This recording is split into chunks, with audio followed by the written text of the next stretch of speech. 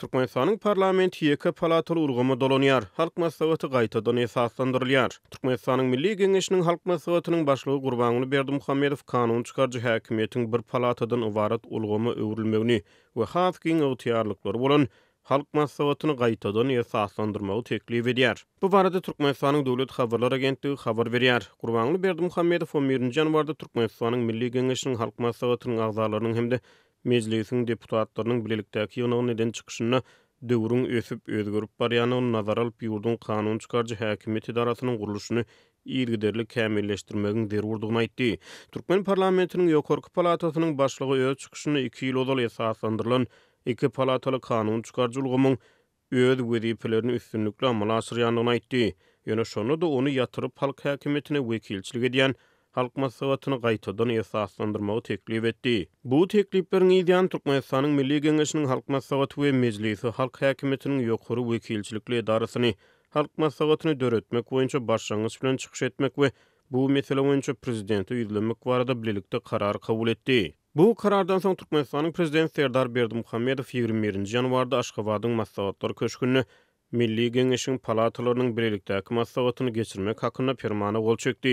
Täze teklip edilýän ýütgetmeleri laýyklykda gaýtadan esaslandyryljak halk maslahatyna giň ygtyýarlyklaryň berilmegi gödeňine tutulýar. Täze halk maslahatyna Türkmenistanyň konstitusiýasyny we konstitusiýon kanunlaryny makullamagy, olara ýütgetmeleri we goşmaçylary girizmäge ygtyýar berilýär. Şeýle täze halk maslahatyna ýurdun içeri we daşary siýasatyny makullamagy ygtyýar berilýär.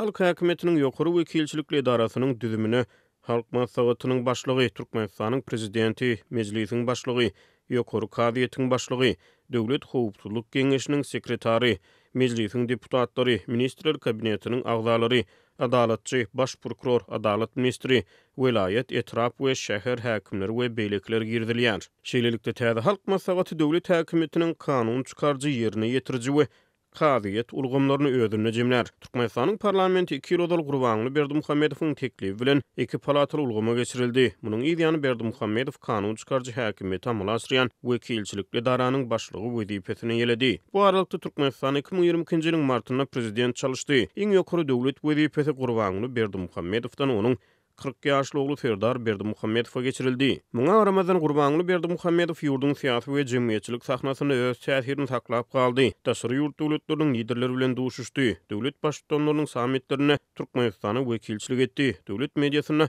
Arkadaw hökmüne ýygyderli wasp edildi. Ýa-ni ýakyn Ahal welaýatynyň idare ediş merkezine Arkadaw adyny dakmak barada karar kabul edildi. Geçen döwrüň dowamyna Berdimuhammedowlar maşgulasynyň ata we ogul Berdimuhammedowlaryň şahsyýet kultu ýygyderli dawralandyryldy. Türkmenistanyň konstitusiýasyna görä häzirki Milli Geňeşiň ýokarky palatasynyň başlygyna ýurtda prezidentden soň ikinji adam hökmüne garalýar. Azatlyk radiosynyň hökümete ýakyn ýetwarly çeşmesi halk maslahatyny parlamentden aýyrmak barada kararyň eýýam geçen tömüz kabul edilendigini aýdýar. İlk başda olar döwlet maslahaty diýilýäni döretmegi meýilleşdirdiler.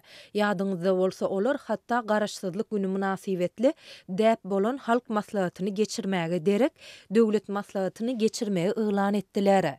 Döwlet maslahatynda Gurbanuly Berdimuhammedow maslahatyň başlygy ýylan etmek, Arkadaw adyny döwletiň iň ýokary adamy hökmünde ýylan etmek meýilleşdirildi. Diýip çeşme aýtdy.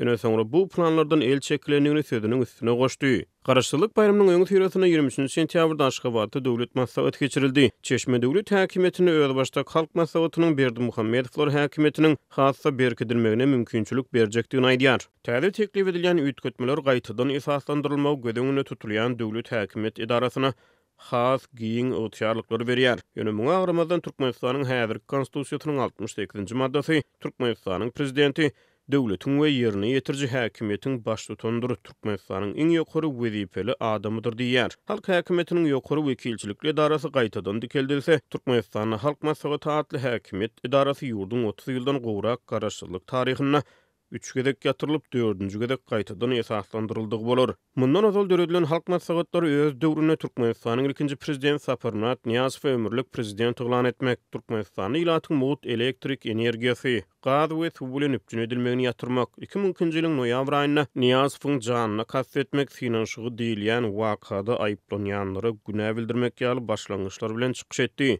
Türkmenistan döwlet häkimetiniň guruluşyna girdilen üýtgetmeler we ýokary döwlet wezipesine rollaryň alşylmagy ýurdun içeri we daşary siýasatyna ýygy özgörüşler netije bermeýär. Türkmenistan 30 ýyldan gowrak wagt bäri dowam edýän awtoritar siýasat dowam etdirilýär.